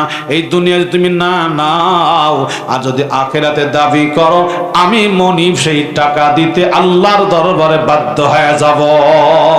গোলাম রে, আমি কিয়ামতের দিন তোমাকে টাকা কোথায় থেকে দিব? টাকা থাকবে না, আমার জীবনের নেক আমল দেওয়া লাগবে। আমি নেক আমল বড় কষ্ট করে নেক আমল করি, আমি নেক আমল তোমাকে দিয়ে জাহান্নামে যেতে পারবো না। আমার এই দুনিয়া তোমার ছাগল তোমাকে দিয়ে দিব। এই যে দেখতেছো এখানে 10-20টা ছাগল আছে, এই ছাগলের মালিক সবই তুমি। গোলাম বলে, মনিব আপনি কেমন করে এমন কথা বলেন? মনিব বলে, গোলাম তোমার বকিয়া টাকা দিয়া আমি একটা মাত্র ছাগল কিনেছিলাম, এই ছাগল বৃদ্ধি হইতে হইতে এতগুলা ছাগলের পালে পরিণত হয়েছে। আল্লাহর রাস্তায় তোমার ছাগল তুমি নিয়ে যাও, আমাকে মুক্ত করে দাও। গোলাম বলে, মনিব সত্যি কি তাই? বলে, জি জি সত্যি তাই, এই পাল তোমার, তুমি নিয়ে যাও। এবার মনিব গোলামকে ছাগল সবগুলা দিয়া দিল। একটু বুকে হাত দিয়ে বলুন তো বাবা, এমন সুযোগ আমরা পেলে কি ছাড়বো? হ্যাঁ, আমরা মানুষের টাকা আত্মসাৎ করি, কথা কন না কে? আর আমাদের সোনার কিছু যুবক আছে, কোনো কাজ কাম না, খালি রাজনীতি করে।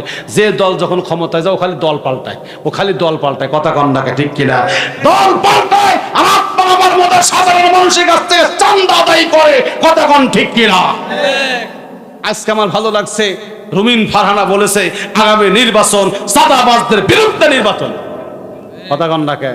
দেখছেন আপনারা, দেখছেন রুমিন ফারহানা ব্রাহ্মণবাড়িয়া থেকে এক আসন থেকে বলেছে আগামী নির্বাচন চাঁদাবাজদের বিরুদ্ধে নির্বাচন, আগামী নির্বাচন দুর্নীতিবাজদের বিরুদ্ধে নির্বাচন।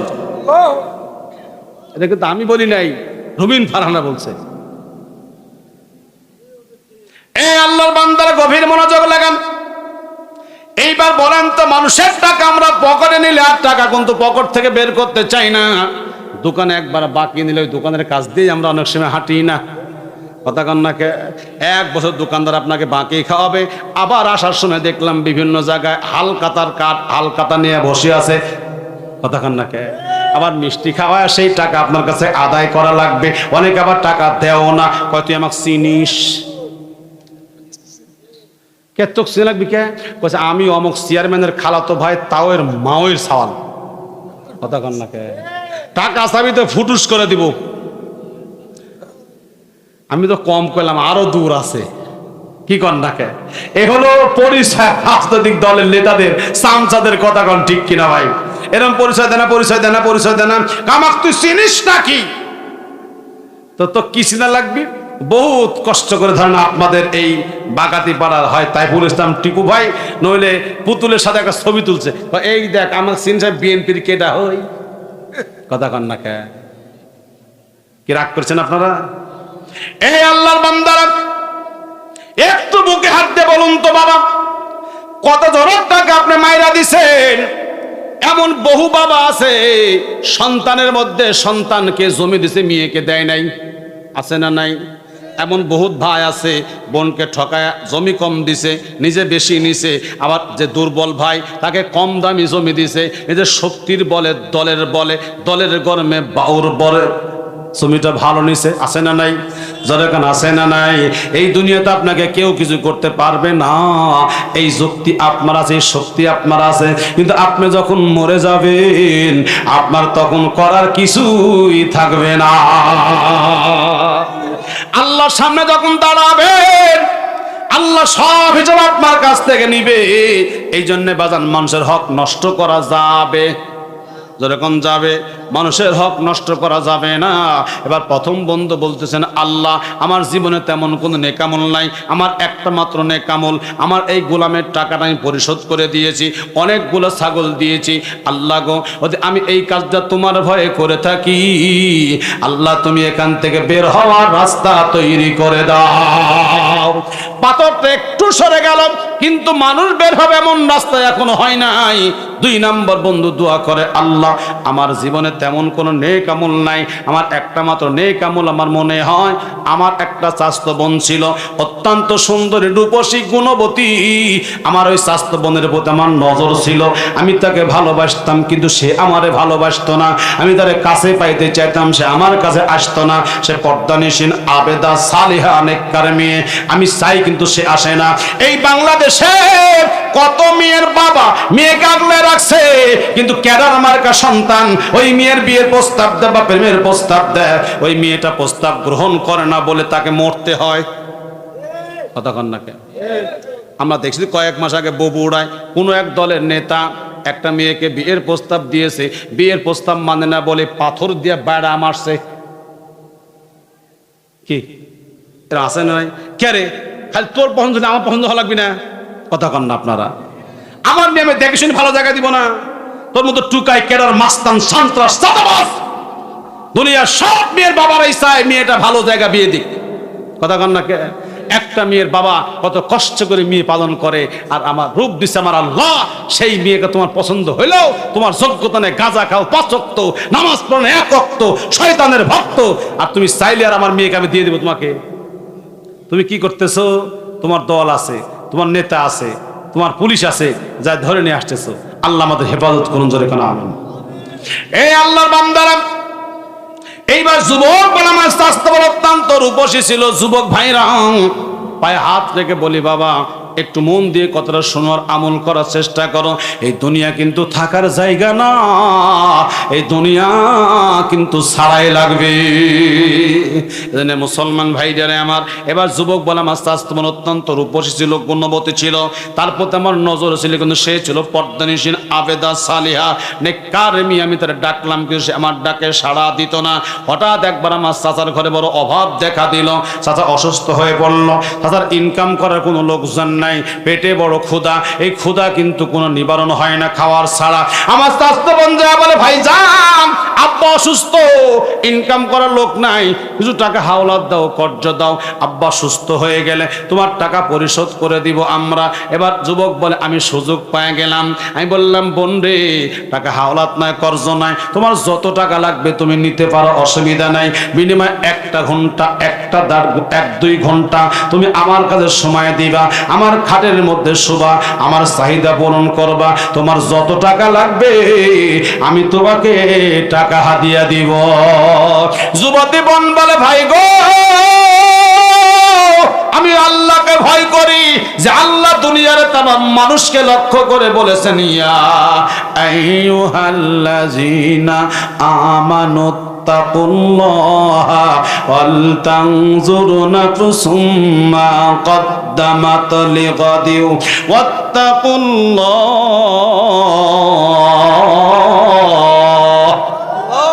ইন্নাল্লাহা খাবীরুম বিমা তা'মালুন। এই ইমানদারেরা, আমি আল্লাহকে ভয় করো, ভয় করার মতো করো। আর এটা তোমরা মনে রাখিও, তোমার বর্তমান অতীত ভবিষ্যৎ সকল গুনার খবর যিনি রাখে তিনি কে? গোপন করার কোনো কায়দা নাই। আপনার 20 বছর আগে যেই গুনাহ করেছেন সেই গুনার রেকর্ড আছে কার কাছে? গোপন করার কোনো কায়দা নাই। এবার যুবক যুবতী বোন বলতেছেন, ভাইজান তুমি এটা ঈমান রাখো, মনে রেখো আমি তোমাকে জিনা করতে পারবো না, টাকা দাও নইলে না দাও, কিন্তু মনে রাখো আল্লাহকে ভয় করো। আর আল্লাহকে ভয় করার মনে রেখো তোমার অতীত জীবনের বর্তমান জীবনের সব গুনার খবর তিনি রাখেন, যিনি আল্লাহ। এবার যুবক বলে, বন্ধে সূরা নাসরে ধর্মের কাহিনী। চোর কিন্তু মসজিদেও চুরি করে, চুরি করে না? মসজিদেও চুরি করে। গত 1 তারিখে সিরাজগঞ্জ উল্লাপাড়ু অস্ত্র যাচ্ছে দেখে চোর মসজিদ ব্যাটারি চুরি করছে। এই 5 লে পার হয় দেখি চোর মসজিদ ব্যাটারি চুরি করছে। কে রে এত মানুষকে? হুজুর চোরে মসজিদের ব্যাটারি চুরি করছে। আমি চোর কিচ্ছু মানে না, কথা কন ঠিক কিনা ভাই? সূরা নাসরে ধর্মের কাহিনী। এ আল্লাহর বান্দারা, এইবার যুবক বলে, বন্ধে এসব ভয় দেখায় কোনো লাভ হবে না, আমি তোমাকে আমার ঘরে চাই, নইলে কিন্তু টাকা পাবে না। এবার বোন বলে, আমি টাকাও নিব না, মরে যাব না খেয়ে। আব্বার অবস্থা আরও খারাপ হয়ে গেল। 2 দিন পরে চাচতো বোন যায়, বলে ভাইজান আব্বার চেহারার দিকে তাকা যায় না, আব্বা বড় অসহায়, না খেয়ে খেয়ে দুর্বল হয়ে যাচ্ছে, টাকা দাও, আমি তোমার প্রস্তাবে রাজি, রাত্রিবেলা তোমার ঘরে আমি আসবো রে যুবক। এবার চাচতো ভাইয়ের কাছ থেকে টাকা নিয়ে গেছে, বাজারে করে আব্বা মাকে সঙ্গে করে খাইছে। রাতের বেলা শর্ত সাপেক্ষে চাচতো ভাইয়ের ঘরে গেছে। এবার চাচতো ভাই চাচতো বোনকে বিছনার মধ্যে যখন শোয়া দিয়েছেন, শরীর থেকে কাপড়গুলো খুলে ফেলছে। এই মাত্র যুবক যুবতীর উপর আক্রমণ করবে, ধর্ষণ করবে, জিনা করবে। এমন সময় যুবতী মেয়ে ডাক দেবার, যুবক ভাই তুমি আমার ভাই, আমি তোমার বোন, একটা কথা মনে রেখো, এই ঘরের মধ্যে কেউ নাই, তুমি আর আমি, আমি আর তুমি, কিন্তু একটা কথা মনে রেখো, তোমার যিনি সৃষ্টিকর্তা, আমার যিনি সৃষ্টিকর্তা, ওই আল্লাহ কিন্তু তাকায় আছে, আল্লাহর চোখে ফাঁকি দেওয়া যাবে না। যাবে যেরকম যাবে। হাকিমুল উম্মাত আশরাফুল থানভী রাহমাতুল্লাহ তার মুসলমান হাদিস কিতাবে লিখছে যে এক পিসা বলছে, আমি আগামীকাল তোমাদেরকে যত মুরিদ আসাও, আমি তোমাদের মধ্যে একজনকে গদ্দিনশীন পীর বানাবো, খলিফা বানাবো। শর্ত হচ্ছে একটা, সবাই কালকে একটা করে মোরগ জবাই করে আনবে, কিন্তু এমন জায়গা থেকে জবাই করবে কেউ যেন না দেখে। শর্ত কি? শর্ত কি? মোরগ জবাই করে একটা, শর্ত কি? কেউ যেন না দেখে। পরের দিন সকালবেলা সবাই মোরগ জবাই করে আনছে, কারণ খেলাফত পাওয়া লাগবে। পীরের ব্যবসা বড় ভালো ব্যবসা, কথা কন না কে? খেলাফত পাওয়া লাগবে। সবাই মোরগ জবাই করে আনছে, খলিফা হবে, খেলাফত পাবে। কিন্তু একটা মানুষ, মূর্খ মানুষ, কালুর বাপ, ওই তাজা মুরগি নিয়ে হাজির হসে। পিসাবকে কালুর বাপ, আমার এতগুলা মরিদ সবাই মোরগ জবাই করে আনলো খেলাফতের আশায়, তোর কি খেলাফতের লোভ নাই? তুই মোরগ জবাই করিস না কেন? কালুর বাপ বলে, হুজুর আপনি একটা শর্ত আরোপ করেছেন, এমন জায়গা মোরগ জবাই করা লাগবে কেউ যেন না দেখে। কিন্তু হুজুর আমি যখন ঘরের দরজা বন্ধ করে ছুরি চালাই, আমি তাকায় দেখে দুনিয়ার মানুষ নাই, কিন্তু আমার মোরগের গলা ছুরির মাঝে আমার আকাশের মালিক আল্লাহ তাকায় আছে। আমি চলে গেলাম পানির নিচে। খেলাফতের লোভ আমার নাই তা না, আমি চলে গেলাম পানির নিচে। যখন মুরগের গলা ছুরি চালাই, আমি তাকায় দেখে দুনিয়ার কোনো মানুষ নাই, আমার আকাশের মালিক আল্লাহ তাকায় আছে। সেখানেও জবাই করতে পারলাম না। চলে গেলাম গহীন জঙ্গলে, মনে করলাম মোরগটা জবাই করব, খেলাফত প্রাপ্ত হব। কিন্তু হুজুর গো, আমি যখন মোরগের গলা ছুরি চালাই, আমি তাকায় দেখে দুনিয়ার কোনো মানুষ নাই, কিন্তু আসমানের মালিক, জমিনের মালিক আমার আল্লাহ আমার শরীর দিকে তাকায় আছে। আমি এই জন্য জবাই করতে পারি নাই। পেশাব কথা, মুরগি জবাই করছাও, কারো খেলাফত নাই, তোমরা সব সিটার, কারো খেলাফত নাই। বলেন তো দুনিয়া এমন জায়গা আছে যেন আল্লাহ দেখে না? পেশাব শর্ত দিছে কি কেউ যেন না দেখে। তোমরা মুরগ জবাই করলে কেউ দেখে নাই? না কেউ দেখে নাই। ঘরে মধ্যে কেউ দেখো না, কেউ দেখে নাই। তুমি কুশল খেতে মধ্যে কেউ দেখে নাই, কেউ দেখে নাই। তোমরা সব মিথ্যাবাদী, কারণ দুনিয়ার এমন জায়গা নাই যেখানে আল্লাহ আল্লাহ নাই। কারোর বাপ তুমি হলো আসল ইমানদার, আসল মুমিন। খেলাফতের দায়িত্ব আমি তোমাকেই দিতে চাই, কারণ তোমার মধ্যে একমাত্র আল্লাহর ভয় আছে। জোরে কোন সুবহানাল্লাহ, আরো জোরে কোন সুবহানাল্লাহ। ইমদাদুল্লাহ হাজী মুহাজির মক্কি রহমাতুল্লাহ দরবারে এক লোক আসছে মুরিদ হওয়ার জন্য। লোকটা জিনা, ব্যভিচার, মদ সব খায়, দেখো যে হুজুর আমি আপনার হাতে মুড়ি ধরব, শর্ত আছে একটা, আমি মদ খাওয়া ছাড়তে পারবো না। আমি কি খাওয়া ছাড়তে পারবো না? মদ খাওয়া ছাড়তে পারবো না। তো হুজুরকে বলো তুমি মদ খাও, আপত্তি নাই, আগে মুড়ি ধাও, মদ খায়ো। মুড়ি ধয়ে গেছে আর বল তুমি মদ খায়ো, একটা শর্ত আছে। বলে কি? তুমি মদ যখন খাবে আমি যেন না দেখি, আমার সামনে তুই মদ খাবা না। তো হুজুর এটা এখন ব্যাপারই না, আমি আপনার সামনে জীবনে মদ খাবো না। সব জায়গায় আপনি থাকবেন নাকি? আমি আপনার সামনে খাবো না, দুনিয়ার সব জায়গায় খাবো। মুড়ি ধয়ে যাবার সময় বাজার থেকে এক বোতল মদ আর একটা কাঁচের গ্লাস নিয়ে বাড়ি গেছে, নিয়ে যায়। যখন মদ ঢালছে কাঁচের গ্লাসে, মদ খাবে, এই সময় দেখে মদের গ্লাসের মধ্যে হাজী মহাজের এমদাদুল্লাহ মহাজের মক্কি রহমতুল্লাহ তার দিকে তাকায় আছে। জোরে বল সুবহানাল্লাহ। এখনো চিন্তা করে হুজুর বলছে আমার সামনে যেন মদ খায়ও না, এটা হুজুর না তাকায় আছে, মদ খাই কেবা করি, গিলাস মারতে ফেলাই, যা খাবো না মদ। এবার চিন্তা করলো হুজুর কইছে হুজুরের সামনে খায় না, গিলাসের মধ্যে হুজুর না বসে আছে, বোতলে খাবো, ওই বোতলের ছোট্ট জায়গা, ওখানে তো হুজুরা বসে থাকতে পারবি না, কতক্ষণ না খায়। এবার যেই মাত্র বোতল মুখ দিছে, দেখে বোতলের মুখে হাজী ইমদাদুল্লাহ মহাজের মক্কি রহমতুল্লাহ বোতলের মুখেও বসা। সুবহানাল্লাহ কম। বোতল মারছে ঢাল, আজ থেকে আর জীবনে কোনোদিন এই মদ খাবো না। সুবহানাল্লাহ কম। যদি কোনো মানুষ চিন্তা করে আমি যখন চুরি করি আল্লাহ দেখে, নামাজ পড়ি না আল্লাহ দেখে, মদ খাই আল্লাহ দেখে, জিনা করি আল্লাহ দেখে, মানুষ ঠকাই আল্লাহ দেখে, চাঁদা আদায় করি আল্লাহ দেখে, আলেম ওলামার বিরুদ্ধে কথা বলি আল্লাহ দেখে, স্ত্রীর সাথে খারাপ ব্যবহার করে আমার আল্লাহ দেখে, মানুষের সাথে খারাপ ব্যবহার করে আমার আল্লাহ দেখে, ওদের এই চিন্তা কেউ করতো? একবার বুকে হাত দিয়ে বলেন তো কেউ গুনাহ করতে পারতো? আরো জোরে কোন পারতো? এই আল্লাহর বান্দারা, স্বাস্থ্য বোন এই মাত্র স্বাস্থ্য ভাই বোনকে জিনা করবেন, বিস্তার মধ্যে শোয়া দিছে, বোন বলতেছেন ভাইজান আমাকে তুমি ধর্ষণ করবে, জিনা করবে, কেউ দেখবে না কিন্তু আকাশের মালিক আল্লাহ দেখবে। ভাইজান একটু মাফ করা যায় না?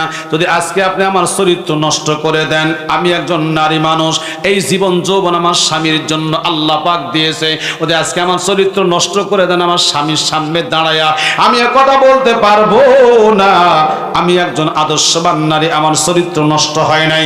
আমার স্বামীর হক আপনি নষ্ট, অধিকার নষ্ট করলেন, কিন্তু আপনি একটা ভাবেন আকাশের মালিক আল্লাহ তাকায় আছে। এই কথা যখন বলছে যুবক আল্লাহু আকবার বলে এত জোরে একটা চিৎকার মারছে, এক চিৎকারে যুবক জ্ঞানহীন অবস্থায় পড়ে গেছে। যেই মাত্র যুবকের জ্ঞান ফিরছে, জ্ঞান ফেরার পরে স্বাস্থ্যবানকে বলে বোন রে তুই আমার জ্ঞান চক্ষু খুলে দিয়েছিস, যারে বোন যা আমি আল্লাহর হস্তে তোরে মাফ করে দিলাম। বলেন তো যুবক স্বাস্থ্য বোনের এই অবস্থা থেকে ফিরে আসছে কার ভয়ে? আরো জোরে বলা লাগবে কার ভয়ে? একমাত্র আল্লাহর ভয়ে। এবার যুবক বলে আল্লাহ যদি এই কাজটা আমি তোমার ভয়ে করে থাকি, তুমি এখান থেকে বের হওয়ার রাস্তা তৈরি করে দাও। পাথরটা আর একটু সরে গেল, কিন্তু মানুষ বের হবে এখনো এমন রাস্তা হয় নাই। 3 নম্বর যুবক বলতেছেন আল্লাহ আমার জীবনে তেমন কোনো নেকামল নাই, একটা মাত্র নেকামল আমার মনে হয়। আমি একবার সফরে বের হয়েছিলাম, দীর্ঘ সফর করে যখন বাড়ি আসছি, বাড়ি আইসা দেখি একটু জিকির করেন লা ইলাহা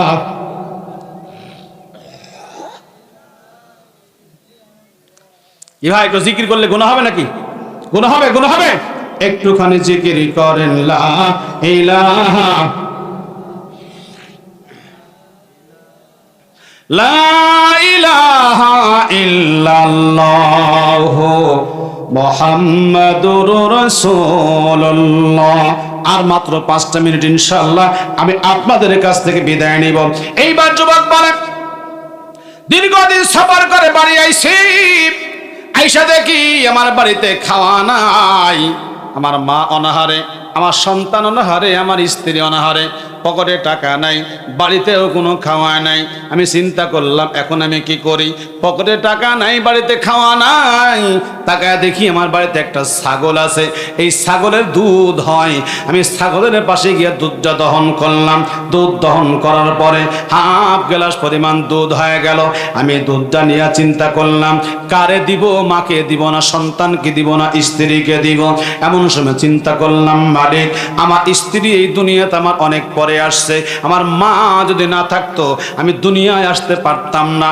এই দুধ আমার মাকে দিব না, সন্তানকে দিব না, এই দুধ আমার স্ত্রীকে দিব না, আমার সন্তানকে দিব না।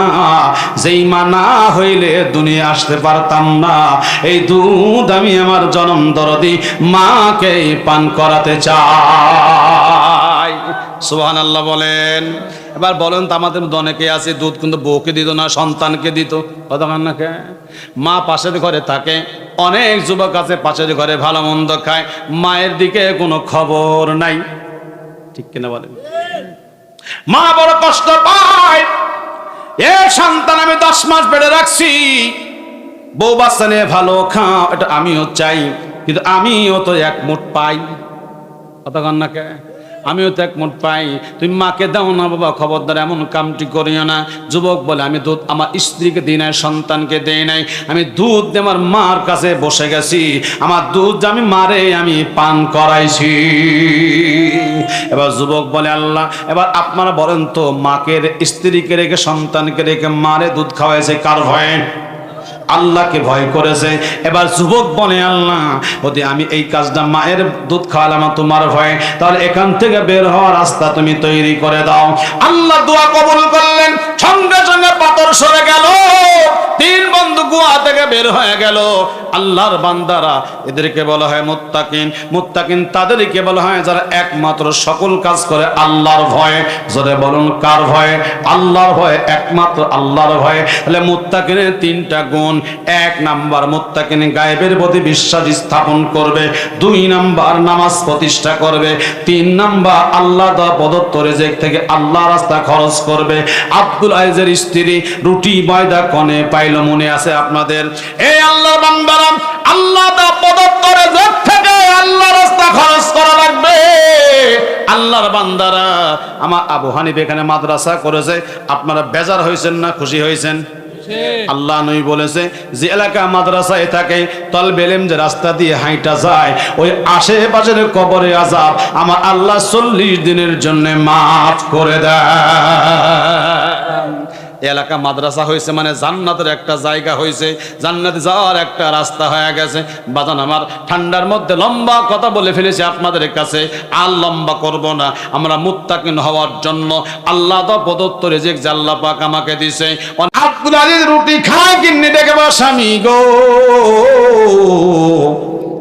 রুটি কনে থেকে আসলো, ময়দা কন থেকে, আর তুমি কি শুনতে চাও? বলে শুনতে চাই।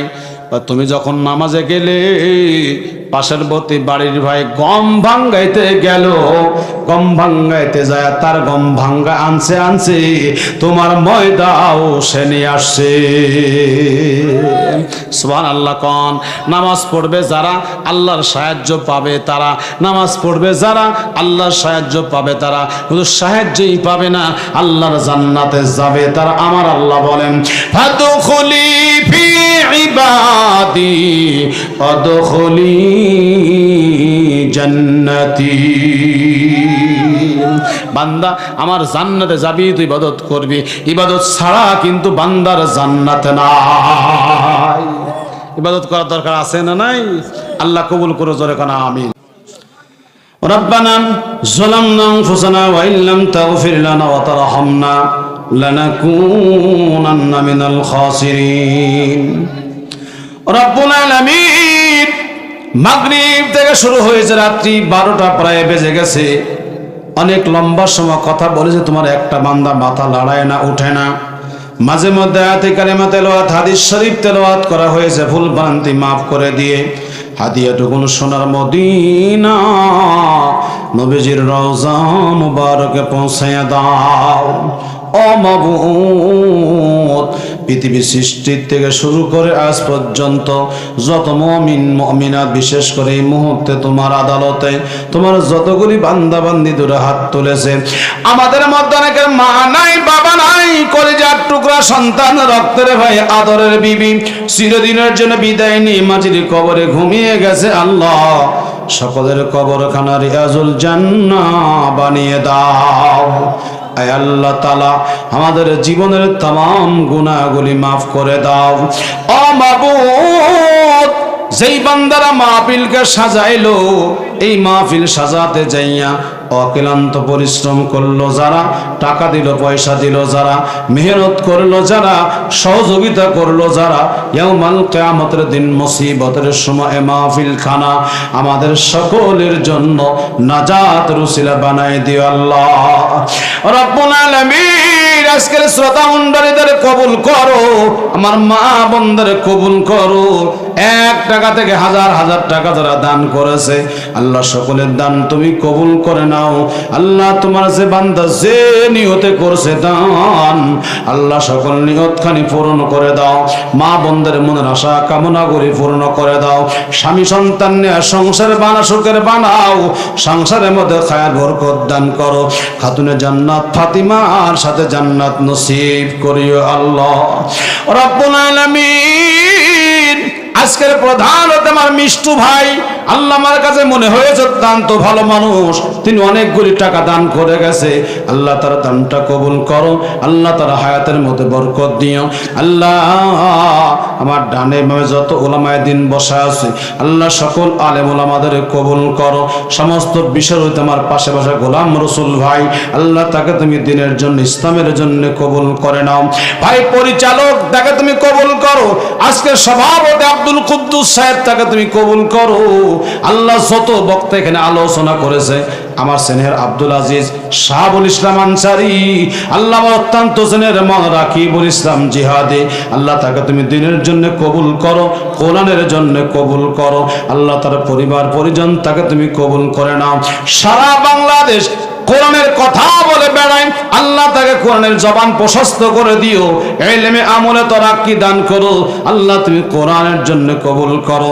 আমার সুলতান মাহমুদ সাইফি আল্লাহ, তাকে তুমি দিনের জন্য ইসলামের জন্য কবুল করে নাও আল্লাহ। মালিক সর্বোপরি আমার অত্যন্ত স্নেহের আল্লাহ মাওলানা আবু হানিফা আজাদি এই মাদ্রাসাখানি করেছে তোমার দিন প্রচারের লক্ষ্যে, দিন প্রতিষ্ঠার লক্ষ্যে আল্লাহ। 2টি মাদ্রাসা তুমি কবুল করে নাও। সকল ষড়যন্ত্রের হাত থেকে, খারাপের হাত থেকে মাদ্রাসাগুলি হেফাজত করো আল্লাহ। শয়তানের ধোঁকা থেকে বাঁচাও। এলাকার প্রত্যেকটি মানুষের দিলে মনে মাদ্রাসার মহাব্বত অর্জন করে দিও, পয়দা করে দিও আল্লাহ। যারা সহযোগিতা করে আরো বেশি থেকে বেশি সহযোগিতা করার তৌফিক দিও। এই মাদ্রাসার উসিলায় এলাকার সকল কবরে আস্থানে কবরের আযাব গুলি মাফ করে দাও রব্বুল আলামিন। এই মাদ্রাসাকে উসিলা করে এলাকার মধ্যে রহমতি বরকতি হাওয়া চালু করে দাও আল্লাহ।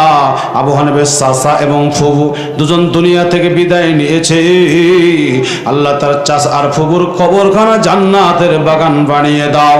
জীবনের সকল গুনাহগুলি মাফ করে দাও আল্লাহ। তার চাচার ফুফুর কবরখানা নূর দিয়ে ভরপুর করে দাও আল্লাহ। তার পরিবারের প্রতি খাস রহমত নাজিল করিও।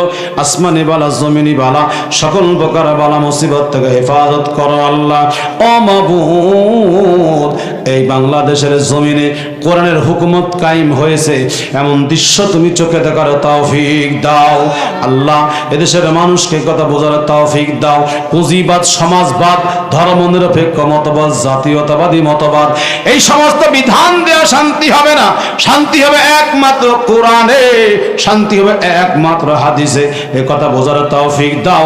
আমার যুবক ভাইদের তুমি ইসলামের জন্য কবুল করে নাও আল্লাহ রাব্বুল আলামিন। পরিশেষ তোমার কাছে আরজি জানাই, কিয়ামতের কঠিন ময়দানে আমাদের তুমি জান্নাতের মেহমান বলে কবুল করে নিও আল্লাহ। রব্বির হামহুমা কামা রব্বায়ানি সগীরা। সুবহান রাব্বিকা রাব্বিল ইজ্জাতি আম্মা ইয়াসিফুন ওয়া সালামুন আলাল মুরসালিন আলহামদুলিল্লাহি রাব্বিল আলামিন। মরণের কালে আমাদের জবানে জারি করায়া দিও লা ইলাহা ইল্লাল্লাহু মুহাম্মাদুর রাসূলুল্লাহ।